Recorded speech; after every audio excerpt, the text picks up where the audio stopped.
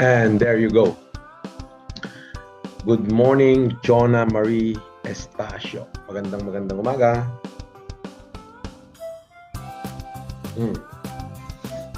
Gusto ko lamang po sanang sabihin sa inyo, medyo naging emotional ako kagabi dahil nung mapanood ko yung video ni Yorme, ako naiyak sa kanya.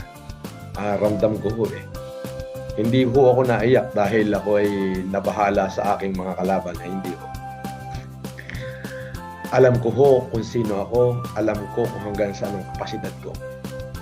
Sabi ko nga ako ay tatahimik na at hindi na sila muling gagambalain pa. Pero wag nila akong sasanggiin at wag nila akong kakantiin. Wag nilang pilitin nabuksan nila yung kanilang can of worm. Alam niyo ho, mga kapatid, ang aking pong asawa ay nag-collapse dahil sa mga maruruming balita na ipinakalat ng mga taong gusto akong pabagsakin. At yun nga, pinakakalkal pa daw sa kung saan-saan yung aking pagkatao at talagang pipilitin daw nila na ako'y makasuhan. Basta legal lang, walang problema sa akin yan. Basta patas. Ngayon pinag-aaralan na ho ng aking mga abogado kung ano ang isasampa ding kaso pabalik sa kanila. Kung sila ho'y may 4 na abogado, ako ho'y kaya kong magbayad din ng 50 abogado. At syempre, meron kaming sariling abogado rin. Makikipag-ubusan ho ako ng pera sa kanila. Kung abogaduhan din lang ho ang kailangan, wala akong problema yan. Pero hanggang sa ngayon, ang aking pong asawa ay nag-collapse dahil dun sa mga nabasang message na galing sa kanila. Sige to, at may tumatawag. Yes, naka-live ako. Nagbablog ka, sir? Oo, naka-live ako. Huwag kang tawag ng tawag. Naman, bye-bye. Bakit? Ano yun? Kanya Tijay? May pinadala daw sila sa email. Pinost daw nila lahat ng account mo sa amin kahapon. Sino, Mike? Head office ka ron. Gap. MC na daw nila. Apay, Mike? Ewan ko, hindi ko nga nakita yung email nila. Kaya niya ng GMC. At hindi ka waya na.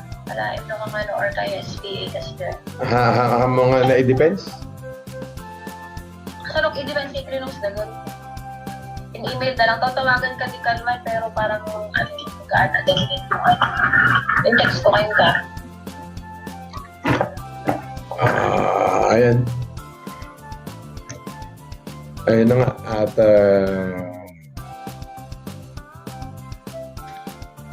ayun ang ating ang pagtatalunan ngayon. Yun ang ating aking masasabi ang ilalabas kong statement. Kung kaya ho nila na magbayad ng abogado ay kaya ko rin ho. Pero ako yung mananahimik at wala na ho akong sasabihin just to buy out peace. Pero kung pipilitin ho nila na na ako ay patuloy pang sirain at sa ikasasama ng aking pamilya, ng aking asawa, ang asawa ko ay nag-collapse kahapon dahil nabasa niya ho yung mga message daw na galing sa kani-kanino. Hindi ako natatakot sa ganyan. Ako yung huwag niyong sisindakin sa ganyan. Yun lang ang masasabi ko. Mananahimik ko ako to buy out peace. Pero kung pipilitin niyo na ako'y sanggiin, ay magkita ho tayo sa korte.